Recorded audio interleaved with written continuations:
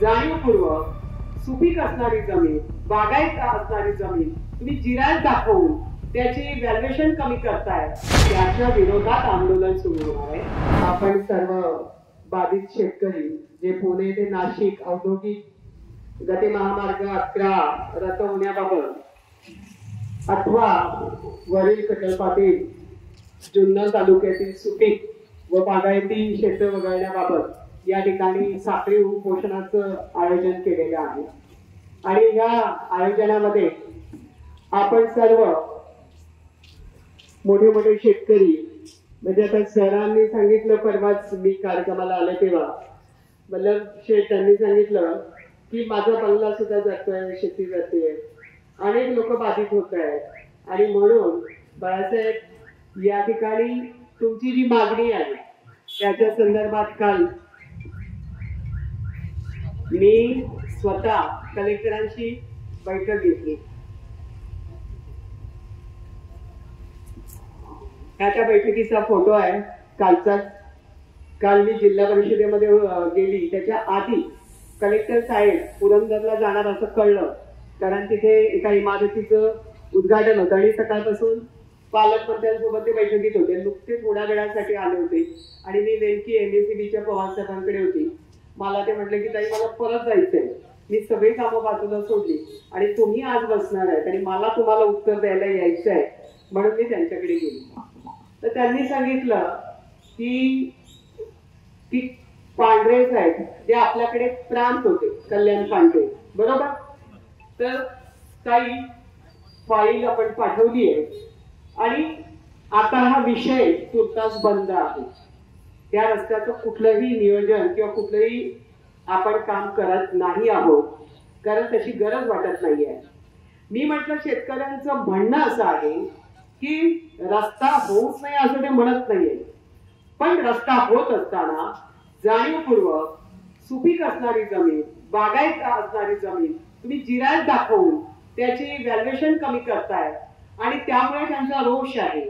एक तर तुम्ही जिरायती भागामधून घ्यावं, त्यांचं काही म्हणणं नाही, परंतु वर्षानुवर्ष त्यांची बागायत असणारी जमीन ती जिरायत दाखवली जाते, त्याचं व्हॅल्युएशन जिरायत प्रमाणे देणार असं म्हणतायत, त्याच्या विरोधात आंदोलन सुरू होणार आहे आणि ते साखळी उपोषण आहे। त्यामुळे ती साखळी जोपर्यंत तुम्ही निकाल व्यवस्थित देणार नाही, एकदाचा निर्णय सांगणार नाही, तोपर्यंत ज्या काही मार्केटमध्ये म्हणजे चेंबडीपासून सुरुवात होणार आहे, त्याच्यामध्ये लोणी धामणी पासून तिथून सुरुवात जी आहे इथपर्यंत आपल्याकडे येते आहे। आणि म्हणून या औद्योगिक रस्त्याची किती गरज आहे। त्याचबरोबर भाऊंनी सांगितलं की रेल्वेसाठी सुद्धा संपादनाचा विषय आहे, पण मी तुम्हाला एकच सांगू इच्छिते की तुर्तास हा जो 11 नंबर तुम्ही दिलेलं पत्र आहे, या पत्रामध्ये असणारा औद्योगिक गती महामार्ग 11 हा तुर्तास हा विषय बाजूला काढण्यात आलेला आहे, त्याला स्थगिती दिलेली आहे आणि त्याला सगळ्या आमदारांनी म्हटलंय की स्थगितीला मान्यता आहे।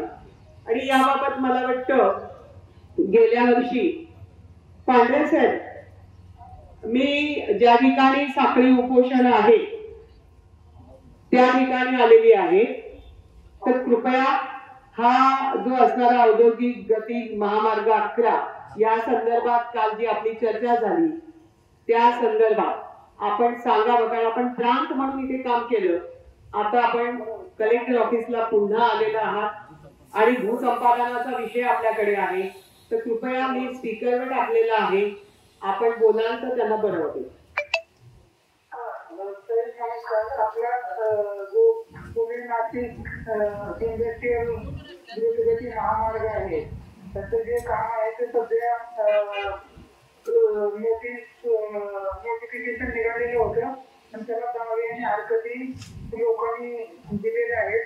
त्याचबरोबर बऱ्याच म्हणजे लोकप्रतिनिधींचं पण मत त्या रस्त्याबद्दल आणि भूसंपादनाबद्दल आहे की शेतकऱ्यांच्या बागायती जमिनी किंवा शेतकरी भूमी होणार नाही, त्या सर्व गोष्टीचा विचार करून शासनाने त्याबाबत निर्णय घ्यावा।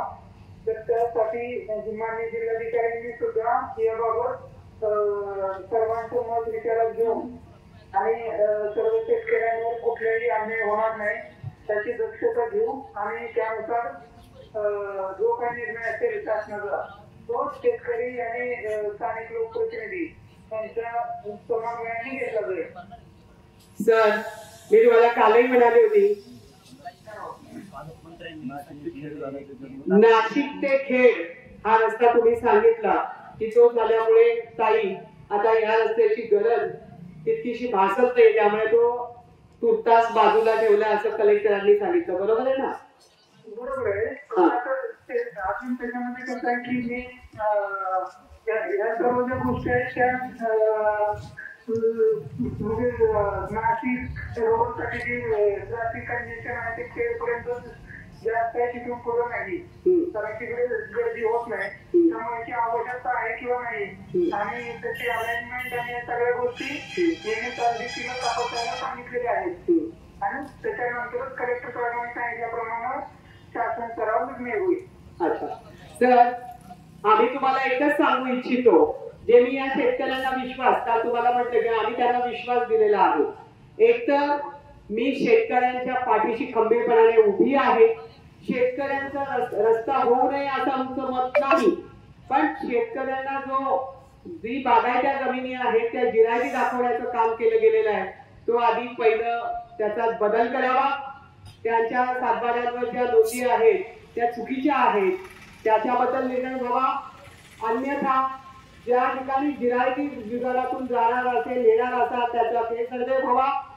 या ठिकाणी जर तुम्हाला रस्ता करायची वेळ आली तर शासन दरबारी आपण देखील त्यातले घटक म्हणून, भूसंपादन अधिकारी म्हणून इथे चाललेल्या साखळी आंदोलनात आपण जबाबदारीने या ठिकाणी काल चर्चा झाल्याप्रमाणे मी माझी उपस्थिती दाखवलेली आहे आणि माझा पाठिंबा या सर्व शेतकऱ्यांच्या पाठीशी खंबीर उभं राहण्याचा आहे.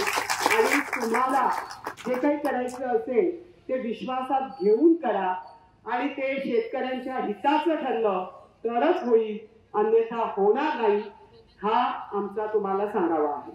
ओके, आपण म्हणतो त्याप्रमाणे आम्ही सुद्धा कुठलीच कारवाई करणार नाही जोपर्यंत आपल्याला विश्वासात आणि आपला सर्व लोकांचा पाठिंबा असल्याच्या पुढची कारवाई होणार नाही. Okay sir.